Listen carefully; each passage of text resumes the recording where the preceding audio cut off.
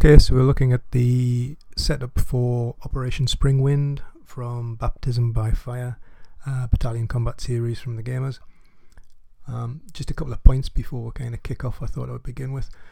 I've put these red discs in place just because if you look at CCA headquarters, the command radius for CCA headquarters is 5. It's that number here on the counter.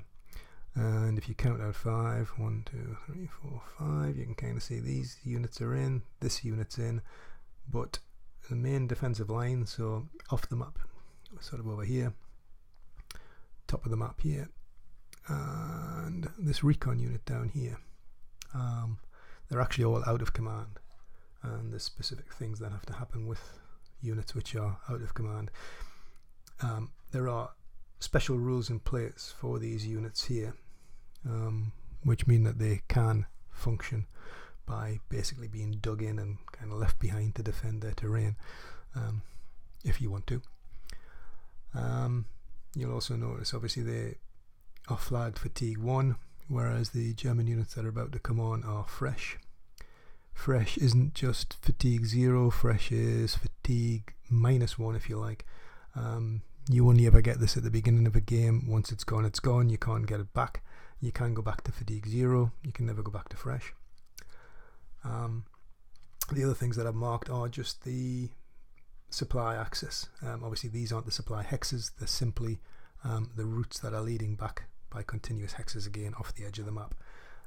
This one here, if you track down this road, you would eventually come to Spitler, one of the main objectives. And almost twice, or a little bit more than twice this distance from him to him down that road is Kearns Crossroads, and that's actually where the CCA combat trains are currently resting. So obviously any German push up this road stands a chance to be interfering with certainly the supply of CCA. As I said, at the minute I've just concentrated on CCA, which is in this area here. CCC is currently over to the find my orientation. Have I got an orientation? To the north. So CCC is to the north, so up this direction on the map. Pretty sparse as well. I think it comprises of 2 units of headquarters and combat train. So to kick off, we can start with a weather roll. I'm just going to move a couple of bits here to get the relevant chart.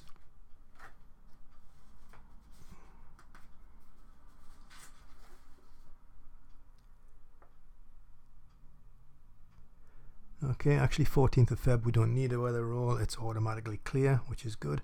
So we can do air points. Now the Allies have a -2 on theirs. I'm going to use white die for Allies and red die for Axis.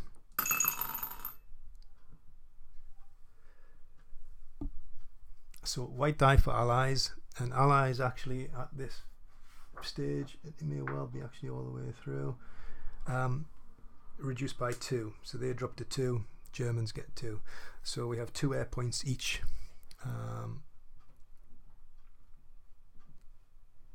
To be used.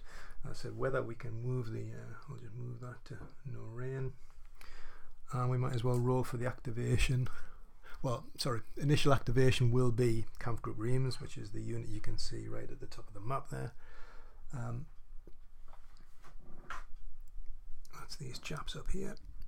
But what we actually need to do is roll for Snafu.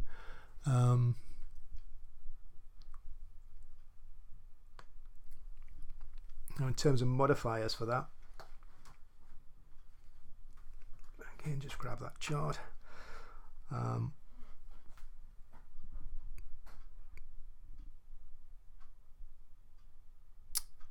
Reims is fresh, so we get a +1 for fresh. There's no coordination marker, no fatigue level because we've just said he's fresh. Game specific, if we look on the chart, which you can't see at the moment, but turn 1 is a +1 axis die roll modifier for the Snafu, so that's +2. combat trains are legal and at optimal distance they automatically are, it being the sort of first turn and them just coming on, so that's +3. So you have a +3 on the die for Ream. We rolled a 10, which is a pass. Pass means we have 2 objectives we can place, full movement, and everything that we want basically to start an attack. So that's a good result.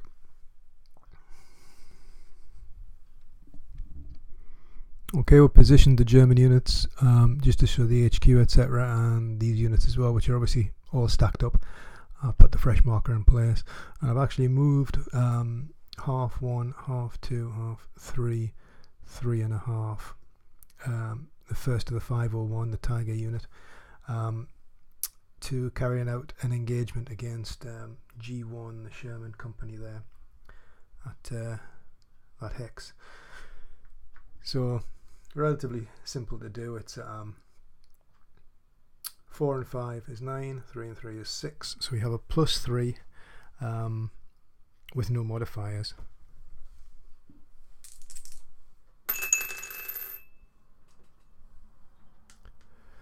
We rolled an 8. +3 gives us 11. 11 is a result of target loss and retreat. Sadly, that G1, as you can see there, the little yellow box, is a single step unit, so that will be a kill.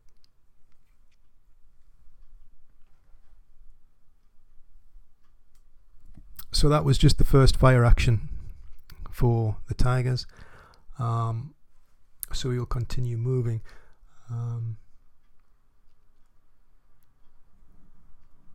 Now we're pretty much going to ignore the fact that we have these infantry just off here to the north, and we're going to, or Reims, because obviously there's, Pab should have touched on this before, there are actually 4 German camp groups. 2 are going to come on here, and 2 are going to come on somewhere down the south. So it's a very tricky situation basically for CCA First Armoured, or for First Armoured in general. But yeah, Reims have more or less already had in mind that they will just simply continue. So that's what I'm going to do. I'm going to move them off and down that road.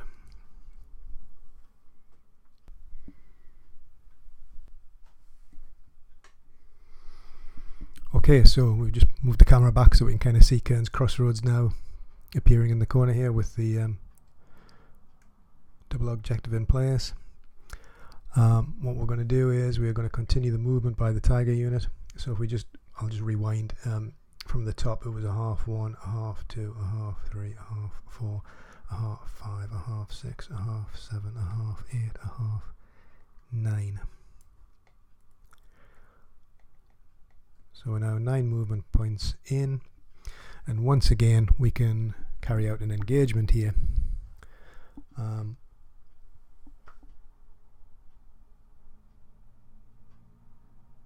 Cairns is 2 + 2, so 4. The Tigers are 9. Obviously, kind of emphasising the strength of the heavy Tiger against an armoured infantry task force.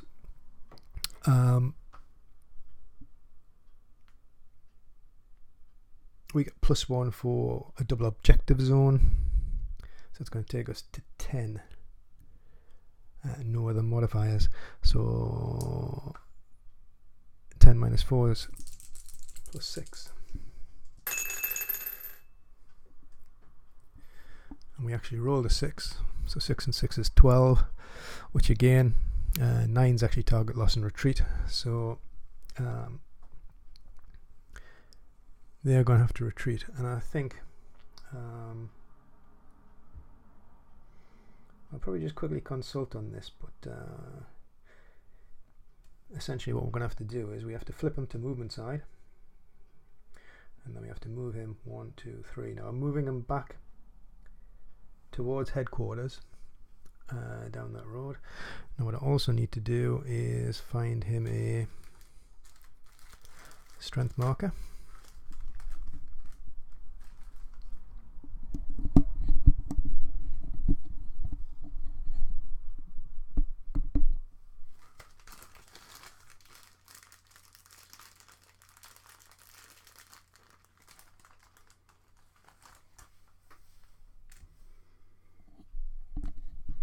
So you can see he was a 6 strength unit, again just from the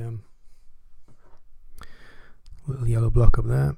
So we've reduced him by a step, we've reduced him 3 hexes. And the other thing that I was going to do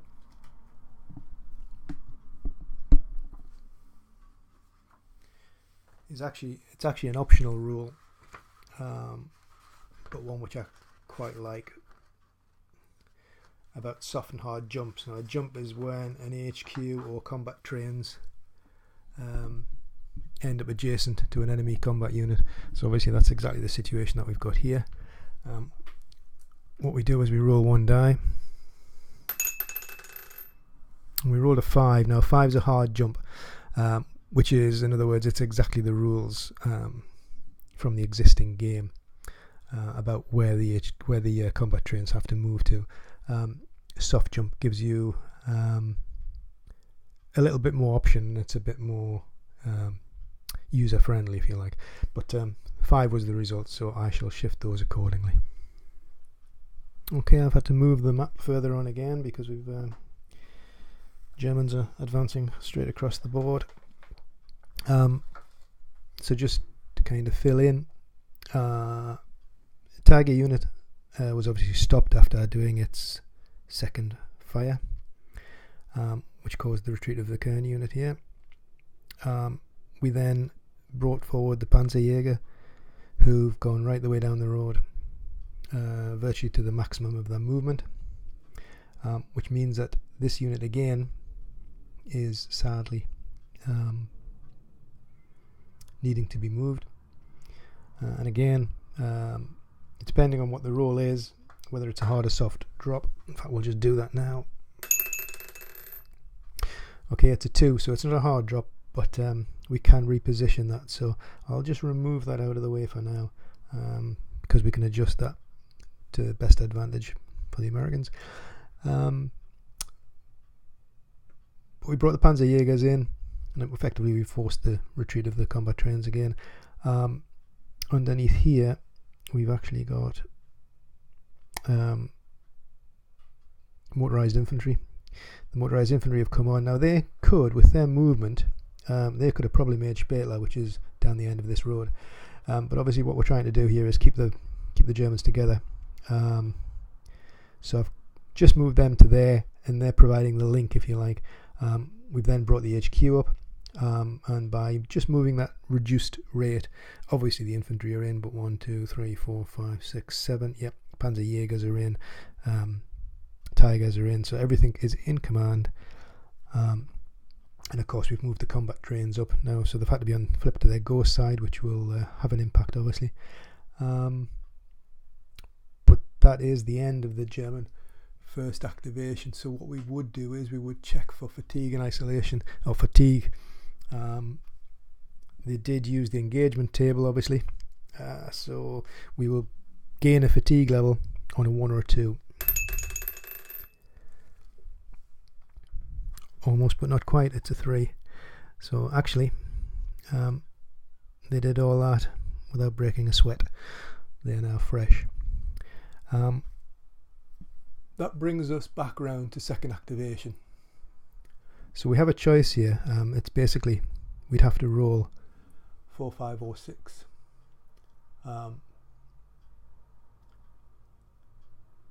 So let's have a little go at that.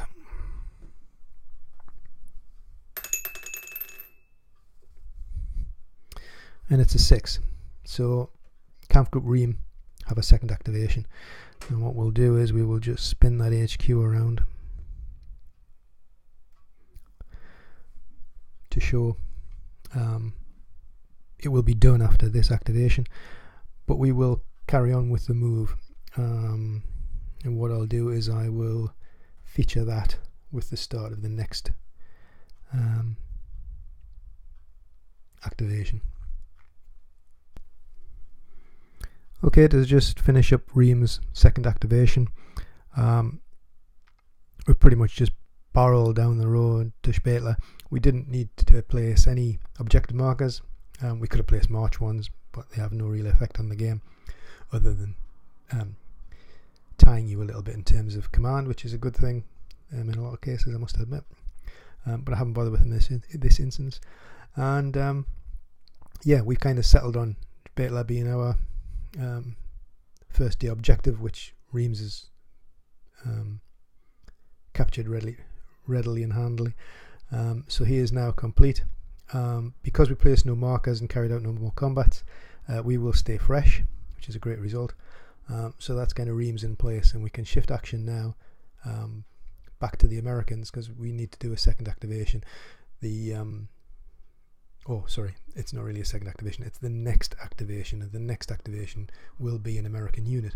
Now obviously there are only two American units in place, CCA and CCB, CCC. CCC is obviously slightly removed from the combat at the moment, so probably has no need to do anything. CCA now has its combat trains in ghost mode, and they aren't in an ideal position, so they're going to struggle. I mean, obviously they were going to struggle at the beginning anyway because of the positioning of the units and the fact that they're about to be hit by 4 different camp groups. So we'll move on to that and see where we get to.